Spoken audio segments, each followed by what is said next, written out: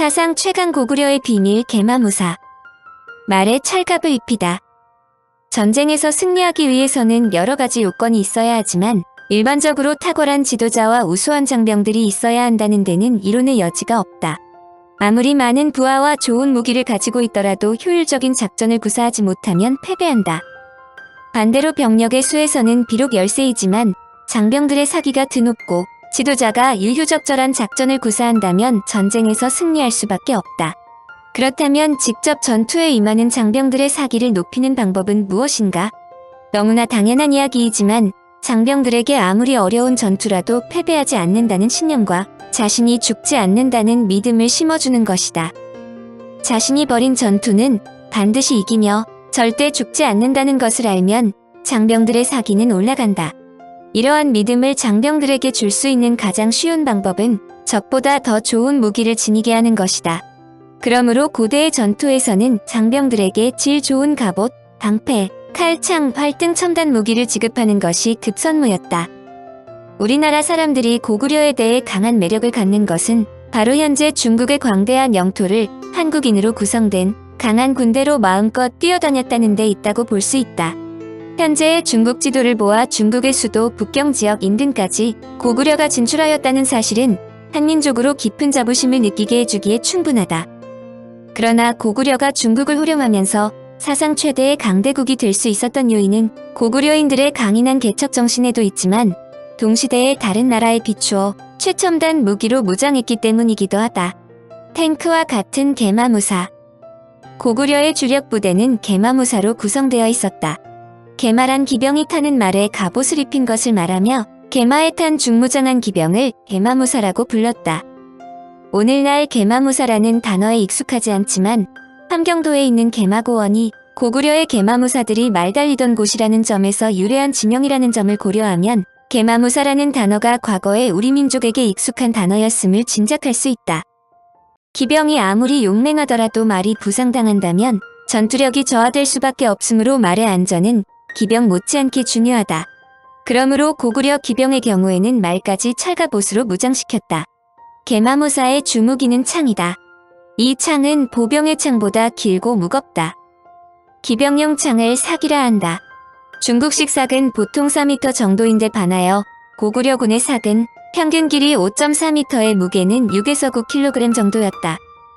계마무사가 밀집 대형 혹은 쐐기골 대형으로 5.4m가 넘는 긴 창을 어깨와 겨드랑이에 밀착시키고 말과 기사의 갑옷과 체중에 달려오는 탄력까지 모두 합하여 적에게 부딪히면 보병으로 구성된 적군의 대형은 무너지게 마련이다. 이때 대기하고 있던 보병 등이 신속하게 투입되어 전세를 장악하면 승패는 이미 결정난 것이나 마찬가지이다. 철두구와 찰갑옷으로 무장하고 말에게까지 찰갑옷을 입힌 고구려의 중무장 기병들은 적에게 공포와 위협의 상징이었다. 계마무사들은 전투 제1선에서 적진을 돌파하는 돌격대였고 방어전에서는 전면에서 적의 공격을 방어하는 방어벽이었다. 계마무사는 현대로 치면 탱크와 같은 역할을 수행했다.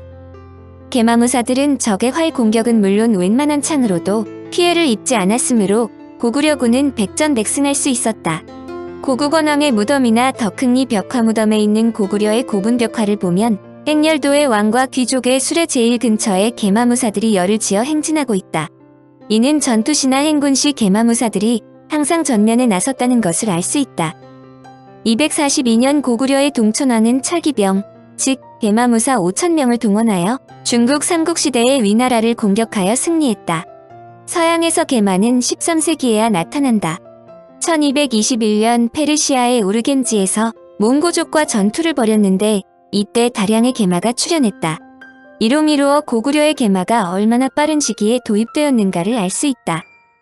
고구려의 경제력과 말갑옷과 같은 우수한 장비의 대량 생산이 고구려의 국방력을 급속히 강화하고 그 영향력을 세계적으로 펼치는 데 큰 기여를 했다고 볼 수 있다. 고구려 독자적인 철기 제작 기술. 계마무사의 찰갑옷은 찰갑과 판갑으로 나뉘는데 고구려의 찰갑옷과 철모는 대부분 물고기 비늘처럼 얇은 철판을 네모나고 잘게 잘라 가죽으로 이어 제작한 찰갑 형태다.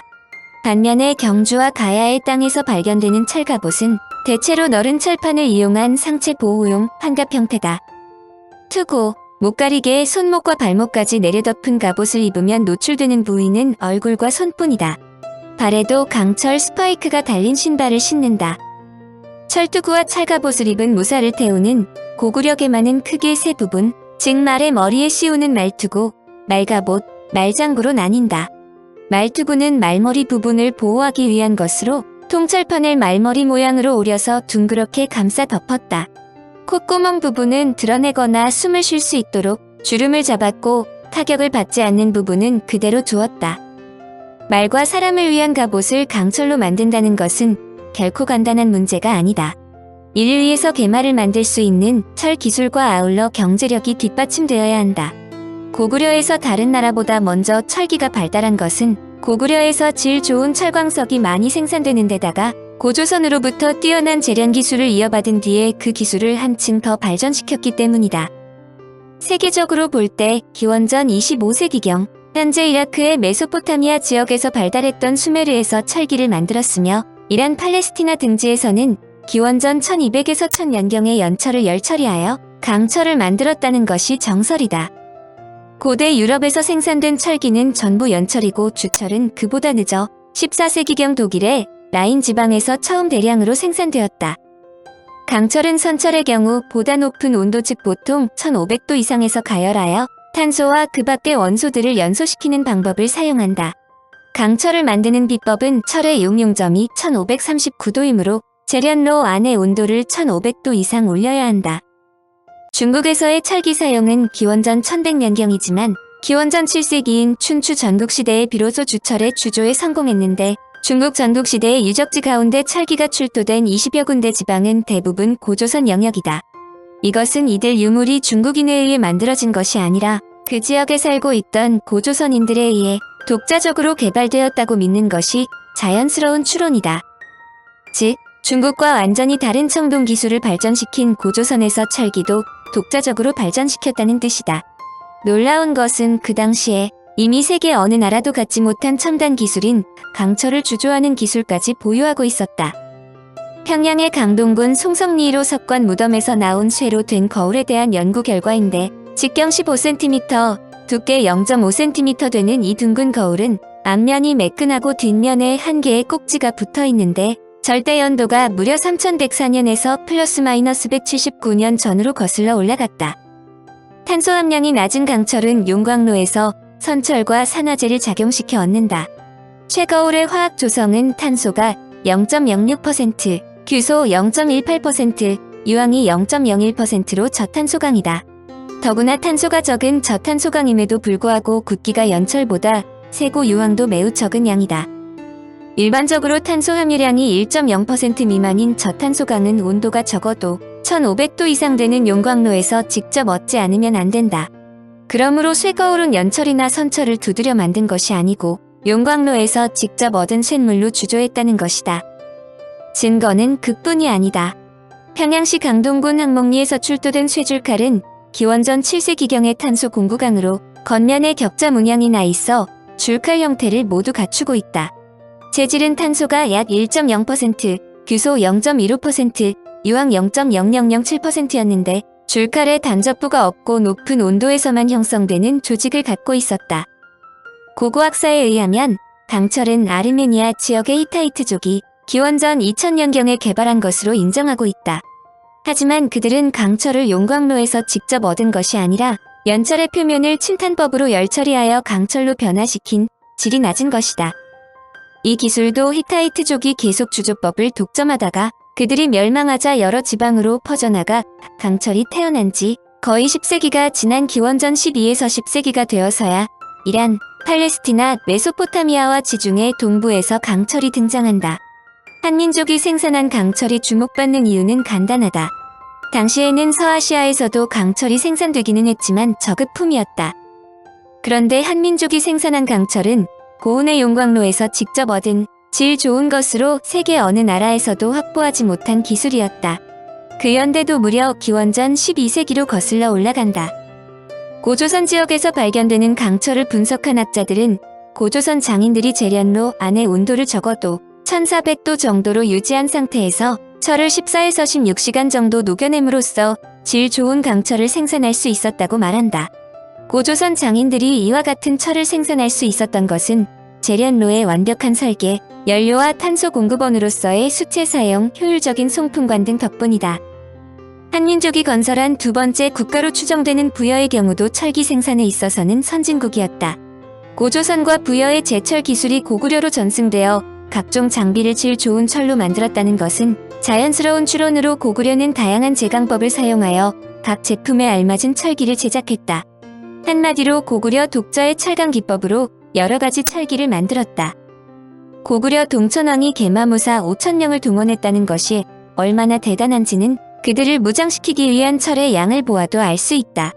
계마무사 1인당 말 갑옷 최소한 40kg, 장병의 갑옷 무게 20kg, 기타 장비 10kg을 휴대한다고 해도 최소한 70kg의 철이 소요된다. 이런 식으로 5,000명을 무장시키려면 단순하게 계산하더라도 350톤의 철이 필요하며 예비량을 가정한다면 최소 500여 톤이 있어야 한다. 현대의 제철 기술로는 500여 톤이 그다지 크지 않다고 생각할지 모르지만 약 1800년 전에 이 정도로 많은 양의 철을 생산한다는 것이 얼마나 어려운지를 상상할 수 있을 것이다. 한민족의 자존심인 계마무사는 고구려에만 있었던 것은 아니다. 고구려가 계마무사의 본향이라고 볼 수 있지만 가야와 신라에서도 계마무사를 활용했다. 고구려는 계마무사가 고분격화에서 나타날 정도로 주력군으로 육성했는데 신라와 가야의 영역인 경북과 경남 일대에서 계마무사의 본격적인 증거물이 발견된다. 계마무사가 고대 한민족의 전유물이라고 해도 과언이 아니다. 계마무사의 철갑옷인 철갑옷과 판갑옷이 남한에서 두 종류 모두 발견되는 것도 이를 증빙한다. 말갑옷도 경남 함안 도왕리 아갑촌과 경북 경주시 황호동 고분군에서 발견되었다.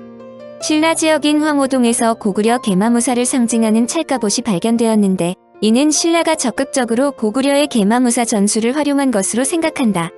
한중일 동아시아 3국에서 황호동 유물처럼 중장기병의 무장 상태를 보여주는 완벽한 세트가 갖춰진 사례가 보고된 바가 없다.